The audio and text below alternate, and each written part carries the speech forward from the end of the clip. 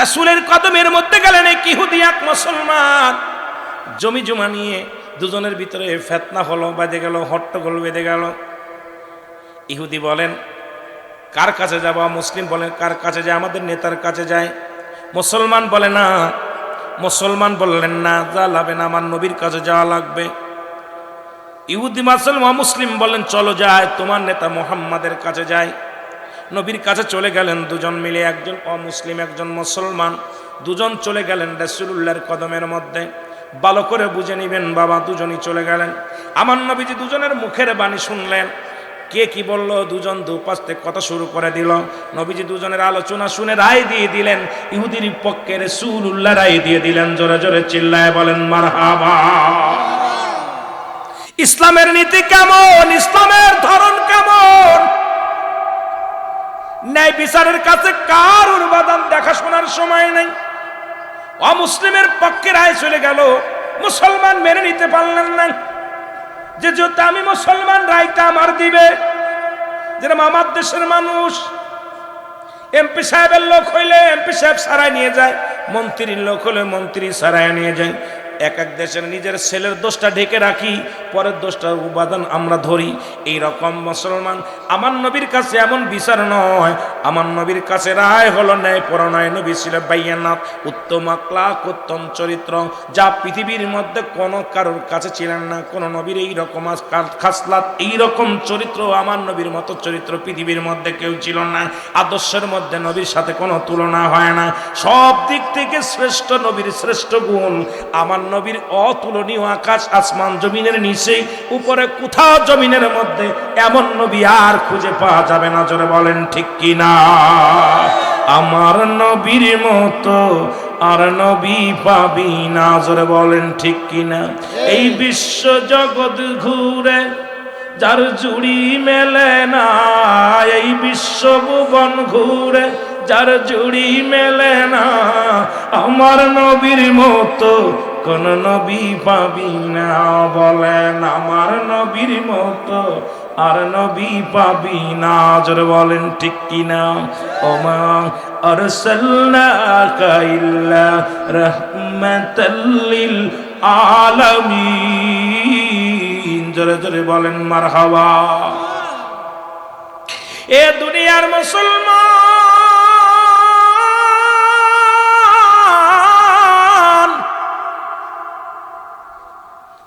অমুসলিম রায় পেয়ে অত্যন্ত খুশি হয়ে গেলেন। বলে মুসলমানদের রায় ঠিক আছে, ন্যায় পরণয় সত্যের সন্ধানে মুসলমান নীতির উপর অটল।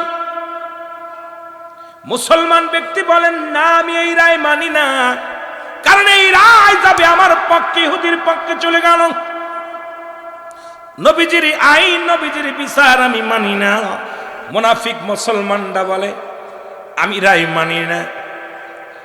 বলে যাব কোথায় যাব? কয়ে যাব আবু বক্করের কাছে। যেহেতু আবু বক্কর রাসূলের চাইতে 6 মাসের বড়। কয় মাসের? 6 মাসের বড়। সেহেতু তার কাছে গেলে সঠিক বিচারটা আমি পাবো, চলো যাই।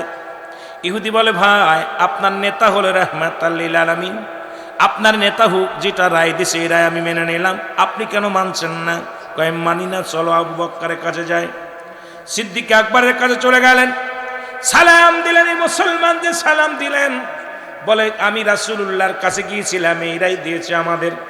এই রায়টার মধ্যে, রায়টা এই জমি জমা নিয়ে দুটি চক্রান্তর নিয়ে আমরা দুজনেই কথা বলল, মুসলমান এবং ওই ইহুদি কথা বললেন।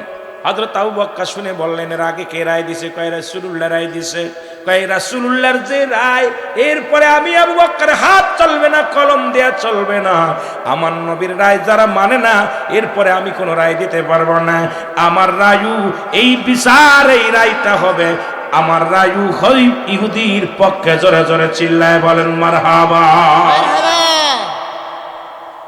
ইহুদির পক্ষে রায় দিয়ে দিলেন, কিন্তু মুসলমান ইহুদি মেনে নিলেন, কিন্তু মুসলমান মানলেন না। বলো চলো যাই খত্তাবের বেটা উমরের কাছে। আল্লাহু আকবার। ইহুদি বলে ভাই যেহেতু আবু বকর হলো রাসূলুল্লাহ চাইতে 6 মাসের বড়, তার কাছে গেলেন, বিচার আমার দিয়ে দিছে, রায় দিছে আমার, আবার কার কাছে যেতে হবে? বলেন না এই রায় আমি মানি না। কারণ খত্তাবের বেটা উমর রায় দিবে, সঠিক রায় দিবে, তার কাছে গেলে রায় পাওয়া যাবে। উমরের কাছে গেলেন, খলিফার কাছে যায় বললেন, হুজুর আপনার কাছে বিচারের জন্য আসছি। বলে কিসের বিচার? বলে গিয়েছিলাম রাসূলুল্লাহর কাছে। মুসলমান শুনেন, সব কথা শোনা পর বলেন এর আগে কার কাছে গেছিলেন? বলে গিয়েছিলাম রাসূলুল্লাহর কাছে। তারপরে কার কাছে গিয়েছিলেন? কই গিয়েছিলাম আবু বকরের কাছে।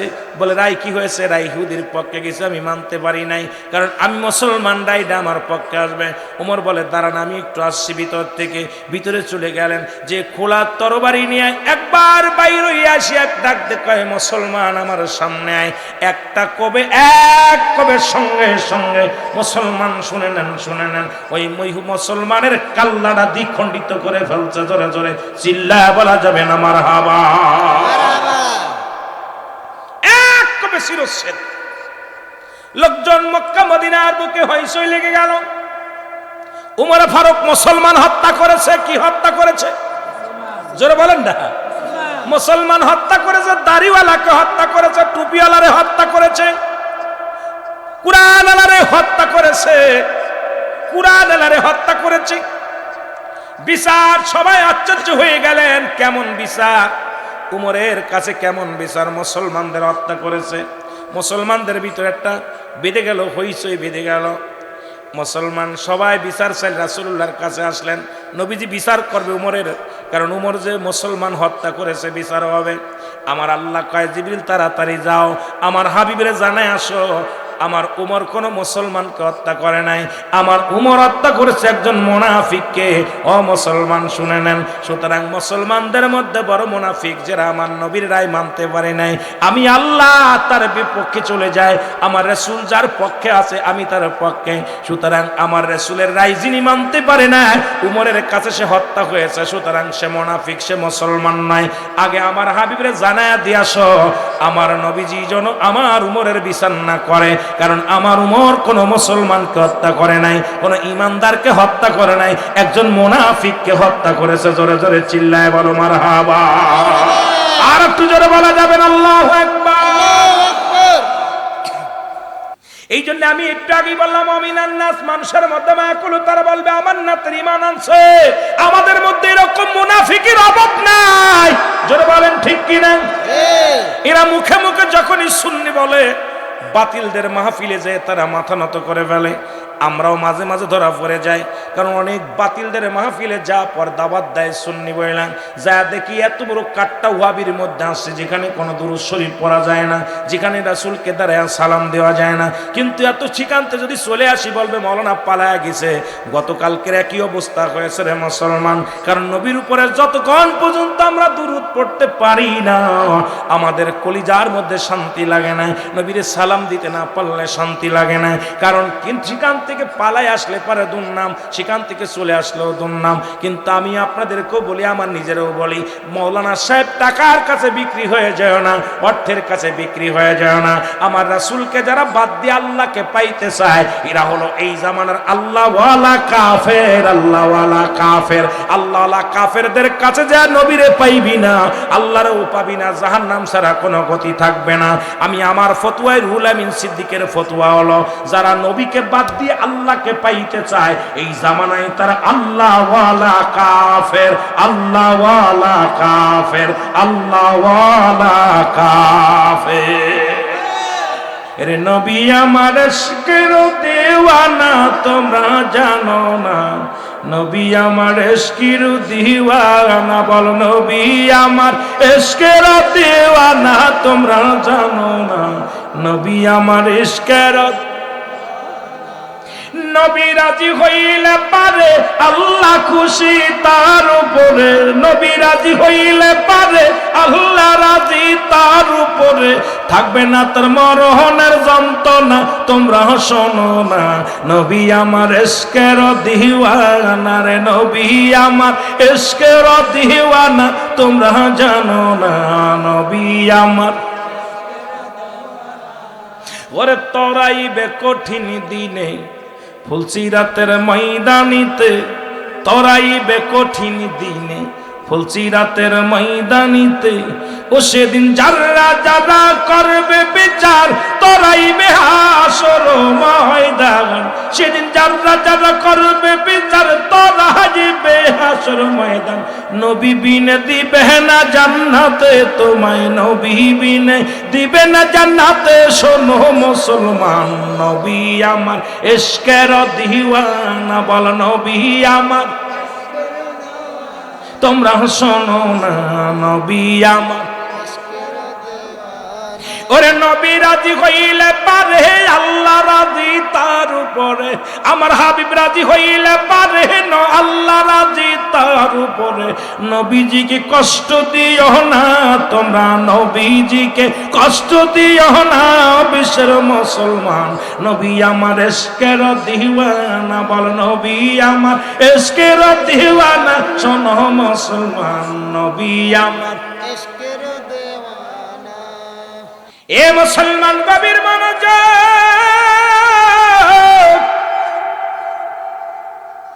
এই ওমরে ফারুকের কয়েকটা কথা আমি বলে যাই, শুনলাম শুনলাম মুসলমান শুনলাম।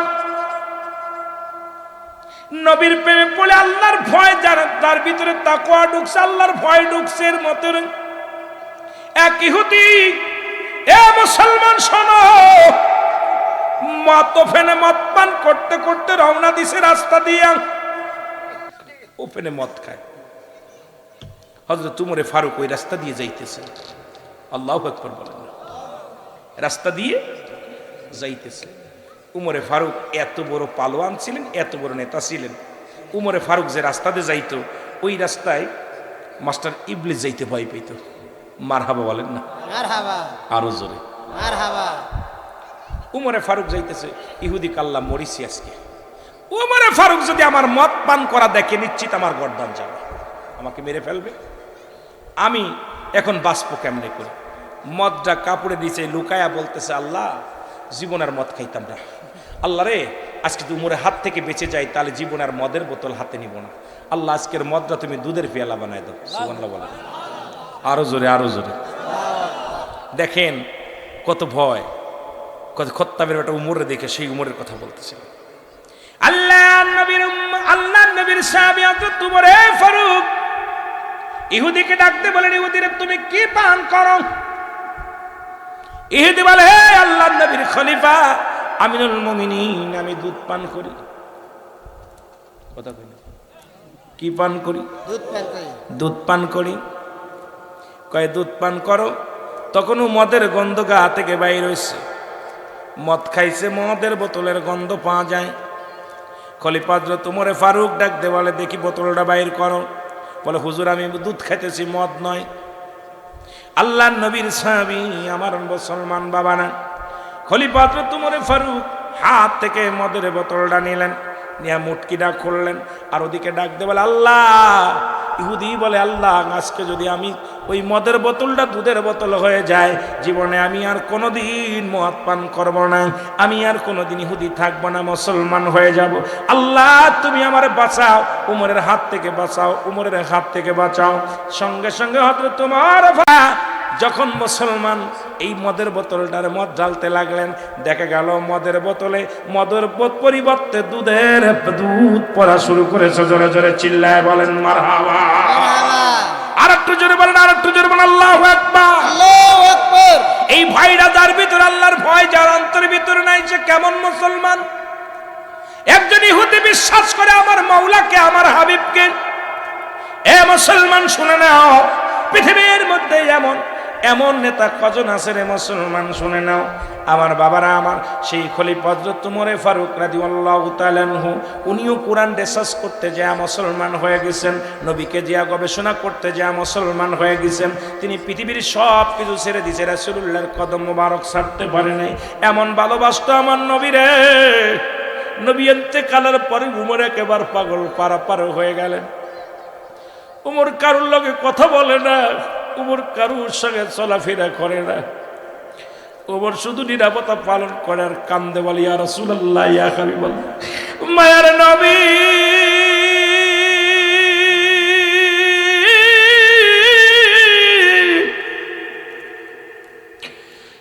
আমি খত্তাবের বেটা উমর, ইয়া রাসূলুল্লাহ, ইয়া হাবিবাল্লাহ, আপনাকে ছাড়া আমি কি নিয়ে বাঁচবো? আপনাকে ছাড়া আমি কি নিয়ে থাকবো? আপনাকে দেখে আমি ক্ষুধার যন্ত্রণা ভুলে যেতাম, আপনাকে দেখা পর দুনিয়ার কষ্ট দূর হয়ে যেত। ইয়া রাসূলুল্লাহ, ইয়া হাবিবাল্লাহ, আমি উমর আপনাকে ছাড়া থাকতে পারি না, কষ্ট পাই। আপনার বিরহ যন্ত্রণা আমি সহ্য করতে পারি না। ইয়া রাসূলুল্লাহ, ইয়া হাবিবাল্লাহ, নবীকে হারায়া হযরত উমর বড় পেরেশানিত হয়ে গেলেন, পাগলের মতো হয়ে গেলেন, কান্দে। আর ইয়া রাসূলুল্লাহ, ইয়া হাবিবাল্লাহ বলে চোখের পানি ছেড়ে কাঁদছে। খলিফা নির্বাচিত হলো, খলিফা নির্বাচিত হলো, সবাই মিলে হযরত আবু বকর সিদ্দিক রাদিয়াল্লাহু তাআলা আনহুকে ইসলামের প্রথম খলিফা বানায়া দিলেন। প্রথম অধিবেশনে হযরত ওমর ফারুক উনিও রাজ দরবারে প্রবেশ করলেন। খলিফা হযরত আবু বকর সিদ্দিক রাদিয়াল্লাহু তাআলা আনহু উনি রাজ দরবারে যাইয়া উনি যখন বসলেন, মুসলমান কুরসির মধ্যে বসলেন। বসার পর সবাই দেখে, সবাই খুশি হইলেন, সবার মুখে আনন্দের ছাপ, সবার মুখে দিয়া মিষ্টি হাসি, সবাই আনন্দ পাইলেন। কারণ যোগ্য ব্যক্তি চেয়ারখানা পেয়েছে। রাসূলুল্লাহ যে ময়দানে বসতেন, রাসূল যে বিচারগুলো করতেন, রাসূলের উত্তরসূরি নবীজির একমাত্র নবীজির শ্বশুর মুবারক, আমার নবীজির এক হলো শ্বশুর মুসলমান, দ্বিতীয় হলো প্রথম খলিফা। নবীজির শ্বশুর নবীজির বিবি আম্মা জান আয়েশা সিদ্দিকার আব্বা জান ছিলেন হযরত আবু বকর সিদ্দিক রাদিয়াল্লাহু তাআলা আনহু। যোগ্য ব্যক্তি চেয়ারের মধ্যে বসেছেন, যোগ্য ব্যক্তি খলিফা হয়েছেন, সবাই আনন্দিত, সবাই আনন্দিত। কিন্তু পাশে দাঁড়াইয়া হযরত ওমর ফারুক চোখের পানিগুলো দরদর করে ছেড়ে দিয়ে কাঁদতে লাগলেন, হাউমাউ করে কান্দে। সবাই ওমরের কান্না দেখে ফিরে তাকাইলেন। উপস্থিত যত মুসলমান শ্রোতা ছিলেন, উপস্থিত রাজ দরবারে যত মেহমান ছিলেন, সবাই কান্নার আওয়াজ শুনতে পাইলেন। সবাই তাকায় দেখে উমর কান্দে, উমরের চোখে পানি। সবাই আবু বকর ডাকতে বলেন, ভাই উমর, তুমি কেন কান্দো? তোমার তো আজকে কান্নার কথা না, সবাই তো আমার খলিফা বানায় দিছে, সবাই মিলে যেহেতু আমার রায় দিছে, এই চেয়ারের যোগ্য ব্যক্তি বানাইছে, আমি আসলে যোগ্য নয়। ভাই উমর রায়, ও ভাই, মনে হয় আমি খলিফা হয়েছি, নেতা হয়েছি, তুমি মনে হয় মানতে পারো নাই, এই জন্য তোমার চোখে পানি, তুমি হাউমাউ করে কান্দো।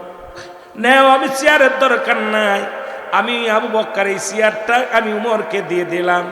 কারণ উমর যখন কালেমা পড়েছিল মুসলমান তখন সরাসরি মুসলমান ওফেন তারা নামাজের আহ্বান করেছিল, মক্কা মদিনায় আযান শুরু করেছিল। যখন রাসূল পাক সাল্লাল্লাহু আলাইহি সাল্লামের হাতে ইসলাম গ্রহণ করেছিলেন হযরত ওমর ফারুক, তখন মুসলমানদের বিজয় ধ্বনি বেজে উঠেছিল। সুতরাং এই চেয়ারের একমাত্র যোগ্য অধিকার, যোগ্য পাওনাদার হলো হযরত ওমর ফারুক। আমি তাকে চেয়ারটা দিয়ে দিলাম, তুমি এসে বসো। উমর ফারুকের কান্না আরো বেড়ে গেল। আল্লাহু আকবার। হযরত উমর ফারুক আরো জোরে জোরে ফুপায়, ছোট মানুষের বালকের মতো কান্দে। বালক যেরকম, ছোট্ট বালক যেমন ফুপায় কান্দে, হযরত উমর ফারুক ফুপায় কান্দতে লাগলেন। উপস্থিত জনগণকে বললেন, এ জনগণ শোনো, তোমরা নেতা ফিরা দিতে পারো, তোমরা সব পৃথিবীর সব কিছু ফিরা দিতে পারো, তোমরা কি আমার নবীরে আমার বুকে ফিরাইয়া দিতে পারবানি? এই রাজমহলে আসলে, রাজ দরবার আসলে আমি নবীরে দেখে দুনিয়ার সব দুঃখ ভুলে যেতাম। আমি খত্তাবের বেটা উমর, আমি আমার রাসূলের সঙ্গে কত বিদ্রোহী ঘোষণা করেছি, কত কষ্ট দিছি। আমার নবী কোনোদিন আমার কষ্ট দেয় না, আমার নবীজি কোনোদিন আমার আঘাত করে নাই। আমি যখন আমার রাসূলুল্লাহর চেহারা মোবারক দেখতাম, দুনিয়ার সব কষ্ট ভুলে যেতাম। আর সমস্ত দুঃখ ভুলে যেতাম। আজকে এসে যখন রাজ দরবারে এসে আমার নবীকে পাই নাই, আজকে যখন আমি এসে দেখি সব মানুষ দাঁড়া আছো, সব মানুষ বসে আছো, একটি নূরের মানুষ আমাদের মধ্যে নাই। একটা মানুষ আমি, আমার নূরের নবী, আমার মায়ের নবী, আমার জান, আমার প্রাণ। তোমরা এতই যদি পারো আমার নবীরে তোমরা বুকে ফেরায় দাও। আমি চাই না ধন জ্ঞান, চাই না আমি রাজত্ব, চাই না জমিদারি, আমি শুধু নবীর চাই, নবীর ভালোবাসা বিহুনে আমি সহ্য করতে পারি না। এ মুসলমান শুনে নাও, পৃথিবীর মধ্যে নবীর সাহাবীরা এরকম নবীকে ভালোবাসতো। তারা ক্ষমতা লোভী ছিল না, টাকার লোভী ছিল না, সম্পদের লোভী ছিল না, তারা একমাত্র আমার রাসূলকে তারা জীবনের চাইতে ভালোবাসতো। ও মুসলমান, গভীর মনোযোগ, আতিউল্লাহ আতিউর রাসূল, অনুগত্য করত আল্লাহ, অনুগত্য করত রাসূলের, জীবনের পরোয়া করত না। আল্লাহর প্রতি অনুগত্য থাকতো, রাসূলের প্রতি অনুগত্য থাকতো। কিন্তু আমরা অনুগত্য করি অনেকেই, আল্লাহর নবীর অনুগত্য করি না। কেমন মুসলমান জোরে জোরে চিল্লায় বলেন ঠিক কিনা?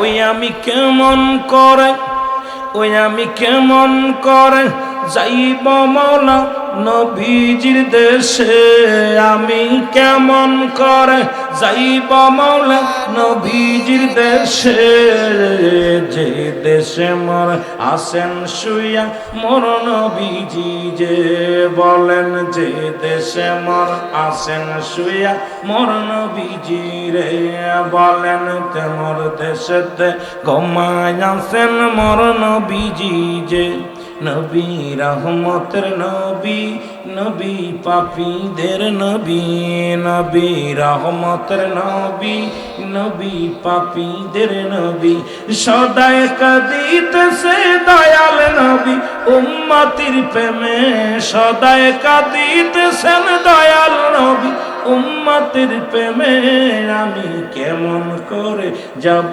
মওলা নবীজির দেশে, আমি কেমন করে যাব মওলা নবীজির দেশে, বলেন কেমন করে যাব মওলা নবীজির দেশে। ওরে যেই দেশে মোর আসেন গোমাই নূর নবীজি রে, হায় হায় যেই দেশে মোর আসে গোমায় নূর নবীজি রে, আমি কেমন করে যাব মওলা নবীজির দেশে, বলেন কেমন করে যাব মওলা নবী।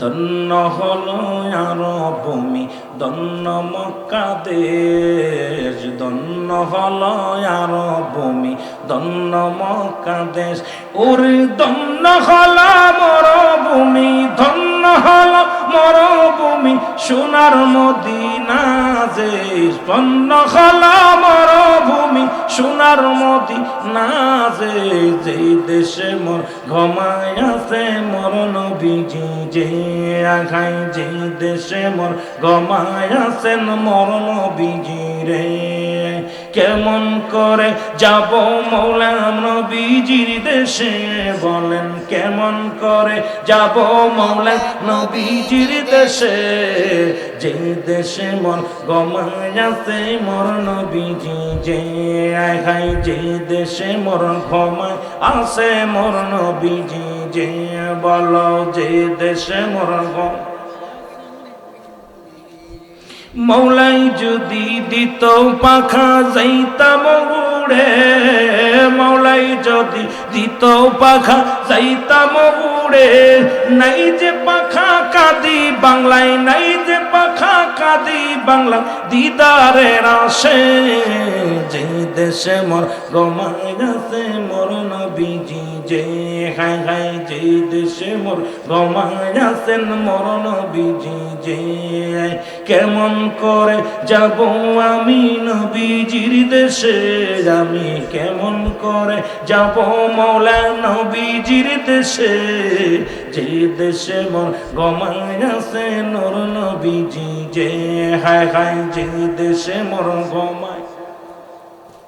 একটু মহব্বতে বলেন, যে দেশে মর ঘুমায় আছেন নূর নবীজি যে এ মুসলমান, এই তো ছিল নবীর প্রেমিক, নবীকে হারা সাহাবীরা এরকম পাগল ছিল। আবার খলিফা হযরত উমর ফারুক যখন খলিফা হলেন, অনেক কথা চলে আসে, একটা কথা নিয়ে আলোচনা করতে যে অনেক লম্বা আলোচনা হয়ে যায়। খলিফা হযরত উমর ফারুক যখন খলিফা হলেন, আমিনুল মুমিনিন কেমন বাজান প্রধানমন্ত্রী হলেন, কেমন রাষ্ট্রপতি হলেন দেখেন না। উনি বাড়ি বাড়ি ঘুরে ঘুরে তালাশ করতেন প্রতিবেশী কে না খেয়ে আছে। আমার দেশের নেতারা যদি এমপি সাহেব হয়, ভোটের আগে কত না পায়ের জুতা ক্ষয় হয়ে যায়, মন্ত্রী হলে পায়ের জুতা ক্ষয় হয়ে যায়। বাবা কোথায় মেম্বার চেয়ারম্যান হতে গেলে কত কষ্ট করে। কিন্তু আমিনুল মুমিনিন যখন খলিফা হলেন, উনি রাতের অন্ধকারে আধারে এলাকাটা ঘুরা ঘুরা দেখতেন, মহল্লা ঘুরে ঘুরে দেখতেন কে অভাবে আছে, কে না খেয়ে আছে, কে না ঘুমায় আছেন, কে অনাহারে আছে, এগুলো ঘুরে ঘুরে দেখতেন। জোরে জোরে চিল্লায় বলেন মারহাবা। একদিন রাত্রে হযরত উমর ফারুক দেখতে পাইলেন মহল্লার মধ্যে একটা ঘরের মধ্যে টিপ টিপ করে বাতি জ্বলে, টিপ টিপ করে বাতি জ্বলে। হযরত উমর ফারুক গুটি গুটি পায়ে দরজার মধ্যে গেলেন, যে দেখে কান্না, ছোট ছোট মাসুম বাচ্চাগুলো ঘরের মধ্যে কাঁদে। কেমন নেতা ছিলেন, কেমন সাহাবী ছিলেন, কেমন দুর্দর্শ ছিলেন। আবার কালেমা পড়িয়ে পড়া পর সব বিলিয়ে দিয়েছেন। ইসলাম যখন গ্রহণ করেছেন, খত্তাবের বেটা উমর এই দুনিয়ার মধ্যে মাটির মানুষ হয়ে গেছে। কত সুন্দর আদর্শ, তার আদর্শ রাসূলুল্লাহর আদর্শ সঙ্গে মিলায় ফেলেছে। আমরা মুসলমান আজ পর্যন্ত পরিবর্তন হতে পারেনি। উগ্রপন্থী আমাদের মেজাজ, আমরা কৃপণতা করি, আমাদের মধ্যে শুধু কৃপণতা, আমাদের মধ্যে পরনিন্দা, আমাদের মধ্যে শুধু অত্যাচার, আমাদের মধ্যে মানুষকে ক্ষতি করার চিন্তা সাধনা নিয়ে থাকি। কিন্তু খলিফা হযরত উমর কোথা থেকে কোথায় গেল, এখন খলিফা হয়ে গেছেন। জোরে জোরে চিল্লায় বল আল্লাহু আকবার। আল্লাহু আকবার। দেখে ছোট ছোট মাসুম বাচ্চাগুলো ঘরের মধ্যে কান্নাকাটি করে ক্ষুধার যন্ত্রণায় ঘোরাঘুরি করে। মা মাগো খাবার দাও। মা জননী মায়ের কাছে কান্নাকাটি করে ডাকতে বলে, মা মাগো আমাদের খাবারের ব্যবস্থা করো, সহ্য করতে পারি না। খলিফা হযরত উমর দাঁড়াইলেন, কিছুক্ষণ দাঁড়ায় দাঁড়ায় দেখলেন একটা পাতিলের মধ্যে পানি নিলেন, পানি নিয়ে আগুনের মধ্যে দিয়া, চুলার মধ্যে দিয়া জ্বালাইতে শুরু করলেন। আসলে করে কিছু পাথর নিয়ে আসলেন। উনি তো পাথর দেখতে পাই নাই, এই পানির মধ্যে দিয়া ফুটাইতে লাগলেন। শুধু জাল দেয়, আগুন জ্বলে। ছেলে মেয়েরা বলে মাগো খাবার দাও, ছোট বাচ্চারা বলে মাগো খাবার দাও।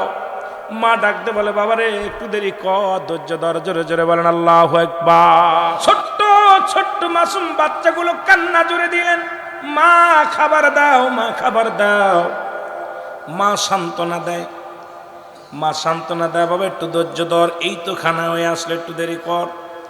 ছোট ছোট মাসুম বাচ্চাগুলো ক্ষুধার যন্ত্রণায় কাঁদতে কাঁদতে ঘুমায় পড়লো। হযরত উমর চিন্তা করে, মা জননী এত সময় ধরে রান্না করলেন, বাচ্চারা না খেয়ে ঘুমায় গেলেন, কারণটা কি? ঘরের দরজায় যে টাচ করে আওয়াজ দিলেন, দরজা খুলে দিলেন, দেখতে পাইলেন যা দেখে মা জননী ওই ঘরের মধ্যে পাতিলের মধ্যে পানি দিয়া, পাথর দিয়া জ্বালাইতেছে। ডাকতে বলে মা গো, ও মা তুমি তোমার সন্তানদের খাবার দিলে না, ঘুমায় গেল। কে বাবা খাবার দেব কি, আজ কটা দিন ঘরের মধ্যে কোনো খাবারের ব্যবস্থা নাই, ঘরের মধ্যে কোনো খাবারের ব্যবস্থা নাই। ছোট ছোট মাসুম বাচ্চাগুলো, আমার বিবি আমার স্বামী খাবার আনতে পারে নাই, খাবার জোগাড় করতে পারে নাই। আজ কটা দিন ঘরের মধ্যে কোনো খাবার নাই। শিশু সন্তানগুলো ক্ষুধার যন্ত্রণায় ছটফট করে, আমি মা হয়ে সহ্য করতে পারি না। আমি জনম দুঃখিনী মা, ওই সন্তানের কান্না বন্ধ করার জন্যে পাতিলের মধ্যে পাথর দিয়া ফুটাইতেছি, তাদের সান্ত্বনা দিয়ে ঘুম পেরেছি, এখন আমি বসে বসে কান্দি। হযরত উমর ফারুক ডাকতে বলে মা একটু দাঁড়াও, আমি আসি। দৌড়ায়া গেলেন, বাইতুল মালে চলে গেলেন। কেমন নেতা ছিলেন, কেমন নেতা ছিলেন।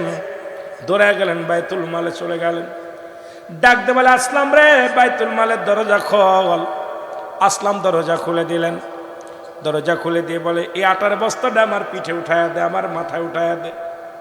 আসলাম বলে, আমিনুল মুমিনিন, আটার বস্তা কোথায় নেবেন আমাকে বলেন, আমাকে হুকুম দেন, আমি সেখানে বহন করে দিয়ে আসবো। বলেন, আরে আসলাম, এই আটার বস্তা আমার মাথায় তুলে দাও, আমি উমর আল্লাহর কাছে কি জবাব দিব? আরে চেয়ারম্যান মেম্বার সাহেব, গরিবের 2 কেজি চাউলের লোভ সামলাইতে পারো না, গরিবের 2 কেজি আটার লোভ সামলাইতে পারো না। আমার দেশে অসংখ্য চেয়ারম্যান সাহেব, অমুসলমান, শত শত টন তেল, শত শত টন চাউল তাদের খাটের নিচেই পাওয়া যায়, তাদের ঘরের মধ্যে পাওয়া যায়। এই গরিবের 10 টাকা কেজি চাউলের লোভ সামলাতে পারে না, এটা সরকার দিছে, তাদের 10 কেজি চাউল দেয়, এটার মধ্যেও ভাগ বসায় রে চেয়ারম্যান। এই হারামখোররা আমার দেশের নেতা, এই হারামখোরদের জন্য শান্তি ফিরে চলে গেছে মুসলমান। জোরে জোরে বলেন ঠিক কিনা? খলিফা হযরত উমর ফারুক ডাক দিয়ে বলে, আসলাম রে, আটার বস্তা আমার মাথা উঠে দাও, কথা বলো না, আমার ঋণ শোধ করতে দাও, আমি আল্লাহর আদালতে ধরা পড়ে যাব। কি জবাব দিব? আমি আমার মাওলার কাছে কোনো জবাব দিতে পারবো না। আসলাম আটার বস্তা উঠায় দিলেন। আমিনুল মুমিনিন হযরত উমর ফারুক আটার বস্তা মাথায় করে বহন করে নিয়ে আসলেন ঘরের মধ্যে। ডাক দিয়ে বলে, মাগো, তোমার সন্তানদের রুটি বানাই খাও, দেরি করো না মা, আমার দেরি হয়ে গেছে, আমি অন্যায় করেছি মা গো, এই লাও আটা রুটি বানায়া তোমার সন্তানদের কলিজা ভরে খাওয়াও, পেটটি ভরে খাওয়াও, আর আগামী দিন তুমি উমরের দরবারে যাবা, আমি তোমাকে একটু বেশি দেওয়ার ব্যবস্থা করে দিব। ওই মহিলা দোয়া করে, আল্লাহ, এই দেশের প্রেসিডেন্ট যদি উমর না হয়ে এই লোকটা হতো, ছদ্মবেশ। আর আমাদের নেতারা দেখছি, নিজে রমজান মাসে দেখলাম কিছু ফেতরা দিছে, দেখলাম ঠেলে ফেলে দিচ্ছে, আর এইরকম দেখাচ্ছে 3 বের ক্যামেরা ধরতেছে, একখান লুঙ্গি একখান শাড়ি দিতেছে, 4 বার ভিডিও করতেছে। জোরে বলেন ঠিক কিনা? লোক দেখানো বাটপার। দেখা যায় জাকাতের শাড়ি নিতে যায়, ওই ফিতরা শাড়ি নিতে যায়, মানুষ ঠেলা খেয়ে ধাক্কা খেয়ে মারা যাচ্ছে। জোরে বলেন ঠিক কিনা? এই নেতারা কিসের নেতা? সেলফি তুলতে তুলতে আর জায়গা নাই। কথা বুঝছেন? চাউল ধরে রাখতে 1 কেজি চাউল দিচ্ছে, 6 বার ভিডিও করতেছে। কথা কয় না? কথা কয় না? এই চোর বাটপার দেশটা ভরে গেছে। জোরে বলেন ঠিক কিনা? এই বাটপার গুলোর জন্য আমার দেশের গরিব অসহায় মানুষগুলো বিপদগামী আছে। দেখা যায় সরকার সহযোগিতা করছে, দেখা যায় কয়েক টন চাল দিচ্ছে একটা ওয়ার্ডে, দেখা যায় 10 কেজি দিয়া সব পকেটের ভিতরে ভরে ফেলছে। জোরে বলেন ঠিক কিনা? ওই ওনারা তো জানে, বড় নেতারা জানে সব দেশে, আসলে কিন্তু আয়া দেয় অনেকেই না খেয়ে আছে। জোরে কন ঠিক কিনা? জোরে বলেন ঠিক কিনা? আবার এই বছর দেখলাম আমাদের দেশের কিছু ওলামা একরাম দেখলাম ওই মুড়ির টুপলা, খাজুরির টুপলা 2-1টা দিয়ে তারাও সেলফি তুলে লাইনে দাঁড়া দিচ্ছে। আমি আরে তোরাও শিখে গেছিস নেতা হওয়ার জন্য, তোদের সেলফির দরকার কে? মানুষকে দান করে মানুষকে কত কষ্ট দেয়, মানুষকে লাঞ্ছিত করা, অপমানিত করা, এক মুসলমান হয়ে আর এক মুসলমানকে বেইজ্জতি করা, লাইনে দাঁড়া করে, কাতারে দাঁড়া করে, রোদের ভিতরে দাঁড়া করে 5 কেজি চাউল দিচ্ছে, তারপর ভিডিও করে দেখাইতেছে। কেন? আমার ইজ্জত, মুসলমানদের ইজ্জত নিয়ে খেলা করার অধিকার তোমার নাই। যেটা বলেন ঠিক কিনা? তুমি এত পারো গোপনে দাও, কিন্তু তুমি আমার এক ভাইকে আরেক ভাইকে বেইজ্জতি করবা, এক ভাইকে আরেক ভাই বেইজ্জতি করবার সবচেয়ে লজ্জাজনক ব্যাপার। আমি এবার রমজান মাসে দেখে কয়েকটা জিনিস দেখে, আমার দেশের কয়েকটা নামি দামি বক্তা দেখলাম, ওরাও দেখলাম ওই কিছু দান খয়রাত করছে, ওইরা দেখাইতেছে সিরিয়াল ধরে দিয়ে মহিলাদের হাতে টুপলা দিচ্ছে, কিছু মুড়ির টুপলা, কিছু খায়, 2টা খাজুর, এই 1 কেজি তেল এই দিচ্ছে। তা আমি দেখে চিন্তা করলাম, আমি এবার ফোন দিচ্ছি একজনকে, কি ব্যাপার? কয়, দোস্ত বেশি করে দাও, তুমি কিছু দান করো। আমি কই, এইরকম কেমনে দান? আমরা যদি এগুলো করি অন্য মানুষ কি করবে? ওরা, ওদের বিরুদ্ধে আমরা কেমনে কথা বলবো? কারণ ওরাও তো শুরু করছে এরকম সেলফি। আহা, এই মুসলমান, আপনি এক ভাইয়ের আরেক ভাইয়ের ইজ্জত ঢেকে রাখেন। জোরে বলেন ঠিক কিনা? আর একটু জোরে বলেন, ঢেকে রাখেন। মুসলমান বলেন, আমিনুল মুমিনিন উনি বললেন, মাগো এটুকু লাও, এরপরে আগামীকাল তুমি উমরের দরবারে যাবা, আমি তোমাকে বলে একটু বেশি দিয়ে দিব। মহিলা দোয়া করে, আল্লাহ, এমন নেতা যদি, উমরে ফারুক যদি নেতা না হইয়া এই লোকটা যদি নেতা হতো, কতই না ভালো হতো। আল্লাহ, সেই বড় পড়ারে তুমি নেতা বানাইলা, যে বড়া পড়া আমাদের খবর নেয় না, যে বড়া পড়া আমাদের খবর নেয় না, খোঁজ নেয় না। আল্লাহ তারে কেন তুমি নেতা বানাইলা? এই লোকটারা যদি বানাইতো, মা গো তুমি তার অভিশাপ দিও না, আগামীকাল যাইও। জোরে বলেন না সুবহানাল্লাহ। আমাদের মতো নেতা লিখতে ওই জুতার বাড়ি আগে তুই, আমি তো সেই নেতা। জোরে কোন ঠিক কিনা? কেমন নেতা কিন্তু তাকে গালি দেয়, মহিলা গালি দেয়, মিসকে হাসি দিয়ে বলে মা, কি বলে মা, ও মা আমার দেশে শাড়ি দিতে যায় দেখছি ধাক্কা মেরে দিছে এরকম কথা কয় না, দেখছেন না? আমার দেশে এক মন্ত্রী দেখছি শাড়ি দিয়ে পিটাইতেছে এরকম। জোরে কোন ঠিক কিনা? আমার দেশের এক মন্ত্রী আমি নিজে দেখছি শাড়ি দিতে যায় কইছে বাবা এই শাড়িটা বদলা, আর একটা শাড়ি দাও, দিয়ে মুখি দিলে এরকম বাড়ছে। জোরে কোন ঠিক কিনা? কিন্তু উমরে ফারুকরে বলে বাটপার, ওই বাটপারটা যদি নেতা না হয়ে আপনি হতেন কতই না ভালো হতো। উমর কয় মা গো তারে গালি দিও না, আগামীকাল যেও, আমি সেইতে বেশি চেয়ে দিব। জোরে কন্যা সুবহানাল্লাহ। কেমন নেতা? নেতা তো এরম নেতা দরকার। জোরে বলেন এরম নেতার দরকার আছে কিনা? আরো জোরে বলেন এরম নেতার দরকার আছে কিনা? এবার পরের দিন সকালবেলা উমর ফারুক রাদিয়াল্লাহু তাআলা আনহুর এ মুসলমান রাজ দরবারে চলে গেলেন। যা দেখে গতকাল রাত্রে যিনি আটার বস্তা মাথায় লইয়া যিনি বাড়ির ভিতর বহন করে নিয়ে দিয়েছে, ওই রাজ দরবারে যা দেখে সেই লোকটাই বসে বসে মানুষের নালিশ নেই। মহিলা চোখের পানি ছেড়ে কান্দার বলে আমিনুল মুমিনিন,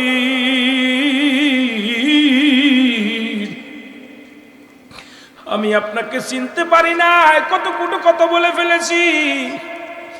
আরে আপনাকে আমি কত অপমান করেছি, কত গালি দিয়েছি, আপনি প্রতিবাদ করেন। খলিফা উমর ফারুক চোখের পানি ছেড়ে বলে মা আপনি তো আমাকে গালি দিবেন, আমি আল্লাহর আদালতে কি জবাব দিব? দেরি হয়ে গেছে, আমি আপনার সময় মতো খবর নিতে পারি না, সময় মতো আপনার আমি ত্রাণ দিতে পারি নাই, খবর নিতে পারি নাই। আমার আল্লাহর আদালতে আমার আল্লাহ যদি ধরে আমি উমর কোন রকম জবাব দিতে পারবো না। গম্মা আপনি ভুল করেন নাই, ভুলটা আমার ছিল, আমার আরো আগে যাওয়ার দরকার ছিল। জোরে জোরে চিল্লায় বলা যাবেন না মারহাবা। আর আমাদের নেতার ভুল ধরলেই জেলখানায়। কথা যদি বলা যায় এটা দিলেন না কেন, করলেন না কেন, সকালবেলায় হাতে হ্যান্ডকাপ। কথা বলেন, কথা বলেন।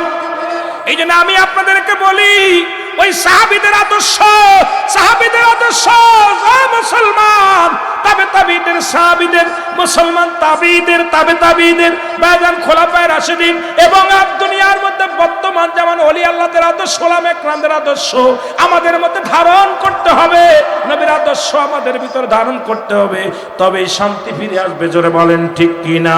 ও দেশের ভাই রে বল না কোথায় যাই রে, একটু শান্তি বলো কোথায় গেলে পাই রে, বলো যে একটু শান্তি বলো কোথায় গেলে পাই রে, একটু শান্তি বলো কোথায় গেলে পাই রে। পাম্পে তেল নাই, মরিচি ঝাল নাই, নবাব বাড়ি নবাব নাই, যুবকের কাম নাই। জোরে কোন ঠিক কিনা?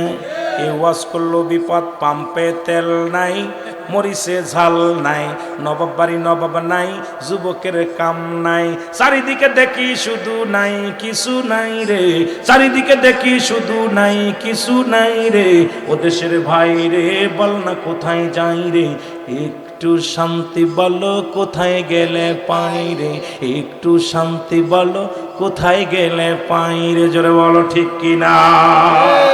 মসজিদে গেলে পারে শান্তি খুঁজে পাই রে, মাহফিলে গেলে পারে শান্তি খুঁজে পাই রে, পিতা মাতার খেদমত করলে শান্তি খুঁজে পাই রে, পর্দা করলে পারে শান্তি খুঁজে পাই রে, নামাজ আদায় করলে শান্তি খুঁজে পাই রে, দান সদকা করলে পারে শান্তি খুঁজে পাই রে। জোরে বলেন ঠিক কিনা?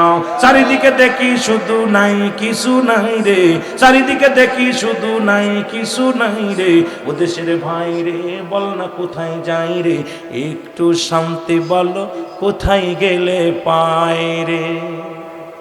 হাজার মানুষ কোরআনে রিসার্চ করতে যায়, অমুসলিম থেকে মুসলমান হয়েছে, কাফের থেকে মুসলমান হয়েছে, যাজক থেকে মুসলমান হয়েছে, ঠাকুর থেকে মুসলমান হয়েছে। মুসলমান শুনে নেন, শুধু খ্রিস্টানদের পাদ্রী থেকে মুসলমান হয়েছে। মাইকেল জ্যাকসনের মতো বড় মুসলমান কনসার্ট যিনি করলেন, উনিও কোরআনকে রিসার্চ করতে যাইয়া মুসলমান শুনে নেন, সঙ্গে সঙ্গে মুসলমান হয়েছে। আজ পর্যন্ত দেখি নাই, কোথাও শোনা যায় নাই কোনো মুসলমান পৃথিবীর মধ্যে কোরআনকে রিসার্চ করতে যায় অমুসলিম হয়ে গেছে। তবে অমুসলিমেরা, অসংখ্য অমুসলিমেরা এই কোরআনকে রিসার্চ করতে যায় পুরোপুরি মুসলমান হয়ে গেছে। জোরে জোরে চিল্লায় বলেন মারহাবা। তারাই মুসলমান হয়ে গেছে। আমার বাবারা যেমন হযরত ওমর ফারুক রাদিয়াল্লাহু তাআলা আনহু, মারহাবা বলেন, আরো জোরে বলেন মারহাবা। হযরত ওমর ফারুক রাদিয়াল্লাহু তাআলা আনহু, উনি যখন রাসূলের কোরআন বন্ধ করার জন্য কোরআন যখন পড়ে অসংখ্য ইহুদি খ্রিস্টানেরা পাগল হয়ে যেতে লাগলেন। উতবা, সাইবা, আবু জেহেল, আবু সুফিয়ান, মুসলমান পৃথিবীর বড় বড় নেতারা নবী করিম সাল্লাল্লাহু আলাইহি ওয়াসাল্লাম যখন কোরআন তেলাওয়াত করতেন এত মধু লাগতেন, এত ভালো লাগতেন, এই কোরআন শোনার জন্য ছুটে চলে আসতেন। আজকে যেমন আপনারা ছুটে আসছেন, আজ 3টা দিন মিয়াজি সাহেবের তাফসীর শুনতেছেন, শুধু ভালো লাগছে বিলেই ছুটে আসছেন। এরকম নবীজির কাছে ছুটে আসতেন অমুসলিমেরাও পাগলের মতো ছুটে আসতেন কোরআন শোনার জন্য। কিন্তু উতবা, সাইবা, আবু জেহেল, আবু সুফিয়ান, তাদের অন্তরের মধ্যে কোরআন লেগে গেছে, কোরআনের প্রতি মায়া। কারণ পৃথিবীর মধ্যে কত গান, কত বাজনা, কত ডিজে গান আসলো, আমার যুবক ভাইরা পাগল হয়ে গেল। আমার যুবক ভাইরা সেই গানের জন্য পাগল, আমার যুবতী মা বোনেরাও গানের জন্য পাগল। 1 মাস 2 মাস 1 বছর গানের জন্য রিহার্সেল ভালো লাগে, এরপরে গানটার ভালো লাগে না। কিন্তু ছোট্ট থেকে কোরআন শুনলাম, আজ পর্যন্ত যে কারি পড়ে কারি চাইতো কারির ভালো লাগে, এ আলেমের পড়া চাইতো আলেমের পড়া ভালো লাগে, হাফেজ সাহেবের পড়া চাইতো হাফেজের পড়া ভালো লাগে। কিন্তু কোরআনের পরিবর্তন হয় নাই, পরিবর্তন হয় নাই। ওই একই আয়াত, একই সূরা, একই অক্ষরগুলো রয়েছে, কোনো পরিবর্তন হয় নাই। যত পড়ি ততই মজা লাগে। জোরে জোরে চিল্লায় বলেন ঠিক কি না? আমার ভাইরা, আমার বন্ধুরা, আমার গভীর মনোযোগ। কুরআনুল কারীম শুনে সকালবেলা যখন 4 জন 4 দিক ছুটেছে, আবু জেহেলের সঙ্গে উতবার ধাক্কা, উতবার সঙ্গে সাইবার ধাক্কা, একজনের গায়ের সঙ্গে আরেকজনের ধাক্কা লেগে গেছে। তুমি, ও কয় তুমি, ও কয় তুমি।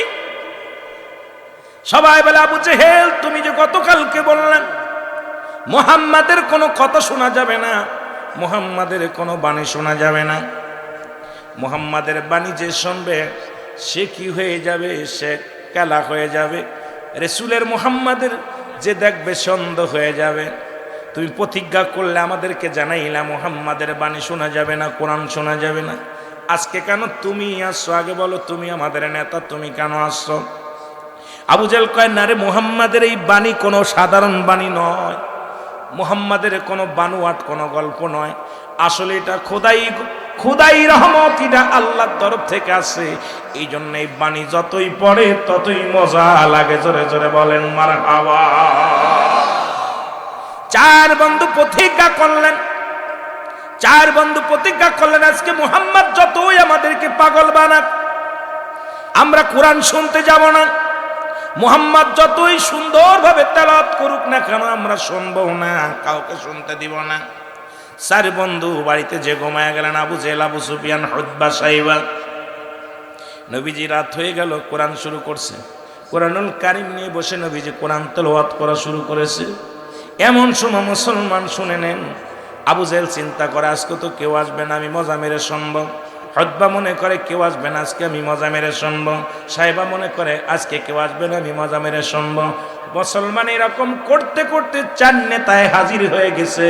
আমার নবী ঘরের মধ্যে কোরআন তেলাওয়াত করে, 4 নেতা কোরআন শুনতে শুনতে দিন সকাল হয়ে গেছে, বেলা পূর্ব আকাশ উঠে গেছে, কিন্তু কোরআন এত মজা লাগছে ওঠে নাই। সবাই যখন শলক হয়ে গেছে, 4 জনের চেহারা 4 জন দেখে ফেলেছে। বলে, তুমি কথা দিয়েছিলে তুমি শুনবা না, তুমি কেন আইছো? তুমি কথা দিয়েছিলে, তুমি কেন আইছো? তুমি কথা দিয়েছিলে, তুমি কেন আইছো?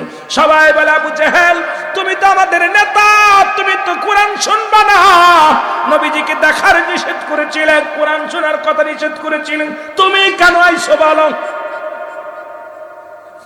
তুমি কেন আইছো? বলে, না রে, আমরা যদি কোরআনের এত পাগল হয়ে যাই তাহলে সাধারণ পাবলিক তো পাগল হয়ে যাবে।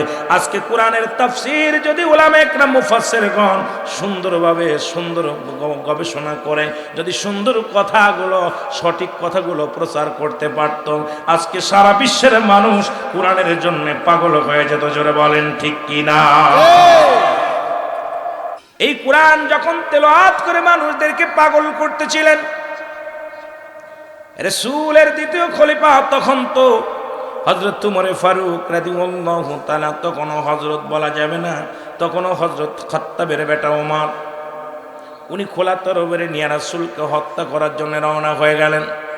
খোলা তরবারি নিয়ে রাসূলকে হত্যা করতে চলে গেলেন। পথের মধ্যে নাইম ডাকতে বলে, আব্দুল্লাহ বিন নাইম, নাইম ডাকতে বলে, শুনছনি ও ওমর তুমি কোথায় যাও? খাত্তাবের বেটা ওমর কোথায় যাও? কয় শুনেছি আব্দুল্লাহর বেটা মুহাম্মদ ওই থেকে কোরআন তেলাওয়াত করা শুরু করেছে। কোথা থেকে তারা আল্লাহর কালাম শোনায়, গোটা মক্কা মদিনার মানুষগুলো পাগল বানাইতেছে। তলে তলে সবাই গোপনে গোপনে মুসলমান হয়ে যায়। আমি যেতেছি আব্দুল্লাহর বেটা মুহাম্মাদের কল্লাটা শিরচ্ছেদ করার জন্য এই দুনিয়া থেকে তার চির বিদায় করে দিব। জোরে বলা যাবে না নাউজুবিল্লাহ? নাইম বলতেছে, আব্দুল্লাহ বিন নাইম বলতেছে, উমর তুমি কি খবর জানো? কি খবর? খবরটা হলো তোমার ভগ্নিপতি আবু সাইদ, নাম কি? হযরত আবু সাইদ, তোমার বোন ফাতিমা গোপনে কোরআন তেলাওয়াত করে মুসলমান হয়ে গেছে। মারহাবা বলা যাবে না? মারহাবা আরো জোরে। তুমি কাকে হত্যা করতে যাচ্ছ? তোমার ঘরটা সামলাও আগে। তোমার আপন বোন, তোমার ভগ্নিপতি কালেমা পড়ে মুসলমান হয়ে গেছে, তারা কোরআনের পাগল হয়ে গেছে। হযরত ওমরের তখন হযরত আগেই তো বলতেছি, এই জন্য হযরত বলে অনেকে বলতে পারেন হুজুর তখনও তোমরা ঈমান আনে নাই, যেহেতু ইসলামের দ্বিতীয় খলিফা আমার নবীর প্রিয় সাহাবী, জান্নাতি সাহাবীদের মধ্যে দ্বিতীয় নাম্বার সাহাবী, নবী 10 জন সাহাবীকে জান্নাতের সংবাদ দিয়েছে দুনিয়ার মধ্যে জিন্দা থাকতে। এই জন্য বাবারে আমি সম্মানের সঙ্গে তার নামটা নিই। খলিফা হযরত ওমর ফারুক রাদিয়াল্লাহু তাআলা খোলা তরবারি নিয়ে চোখ দুটি বড় লাল হয়ে গেছে, দোষ শুরু করেছে বোন ভগ্নিকে মারার জন্য। আল্লাহ নবী যে কোরআন শিক্ষা দিয়েছে, সূরা তাহা, নাম কি? সূরার নাম কি? সূরা তাহা তেলাওয়াত করতেছে হযরত ওমর ফারুকের বোন আর ভগ্নিপতি। হযরত ওমর দাঁড়ায় গেলেন। কোরআনের কত দাম! কোরআনের বাণী শুনে হযরত ওমর দাঁড়ায় গেছে। ঘরের ভিতর থেকে আওয়াজ আসে, জোরে জোরে চিল্লায় বলেন মারহাবা, আর একটু জোরে বলেন মারহাবা। দাঁড়ায় আছে, দাঁড়ায় অনেকক্ষণ কোরআন শুনলেন। হঠাৎ করে ভগ্নিপতি মুসলমান আবু সাইদ, উনি যখন ঘরের দরজা খুলে দেখতে পাইলেন ওমর খোলা তরবারি নিয়ে দাঁড়ায় আছে। খোলা তরবারি দেখিয়া থরথর করে কাঁপন শুরু করে দিলেন। স্বামী স্ত্রী দুজনেই থরথর করে কাঁপতেছে, কারণ কোরআনের বাণী তো পাঠ করেছে ওমরের বোন, ওমরের ভগ্নিপতি। ওমর তো কোরআন মানে না, নবী মানে না, হযরত ওমর তো কিছু মানে না। এখন ওমরের হাতে আমাদের গর্দান চলে যাবে, ভয়ে থরথর করে কাঁপা শুরু করেছে। আল্লাহু আকবার, আল্লাহু আকবার। হযরত আবু সাইদ ডাকতে বলে, ভাই ওমর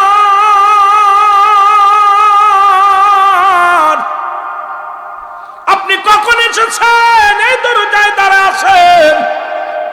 বলে আমি অনেকক্ষণ যাবত এসেছি। তোমরা ঘরের ভিতরে কি পাঠ করতেছিলা, কি পড়তেছিলা বলো, আগে বলো। বোন ভাগ্নির গলার পানি শুকায় গেছে, কারণ যা পাঠ করছে শুনলেই মৃত্যুদণ্ড। বিপদ থেকে বাঁচা সম্ভব নয়। থরথর করে কাঁপন শুরু করে দিলেন। হযরত ওমর বলে, আমি কথা দিলাম রে তোদেরকে আমি হত্যা করব না, আগে বলো কি পাঠ করলাম, এতক্ষণ সময় কি তোমরা তেলাওয়াত করতেছিল আমাকে বলো। ওমরের বোন ভগ্নিপতি দুজনেই বলল, ওমরের যদি এইটা শুনতে হয় তাহলে একটা কাজ করো। সেই কাজটা হলো তুমি আগে গোসল করে আসো। এই বাণী শোনাইতে গেলে ওযু লাগে, পবিত্রতা লাগে। এটা সাধারণ কোনো কিতাব নয়। ইংরেজি পড়তে গেলে ওযু লাগে না, বাংলা পড়তে গেলে ওযু লাগে না, ফার্সি পড়তে গেলে ওযু লাগে না, কোনো ধর্ম কোনো বিষয় পড়তে গেলে ওযু লাগে না। আল্লাহর কোরআনটাকে এটা তেলাওয়াত করতে হলে, শুনতে হলে ওযু লাগবে। আগে এই বাণী শুনতে হলে তোমাকে ওযু গোসল করতে হবে, পবিত্রতা, তোমাকে পবিত্রতা হয়ে আসতে হবে। জোরে জোরে চিল্লায় বলেন মারহাবা, মারহাবা।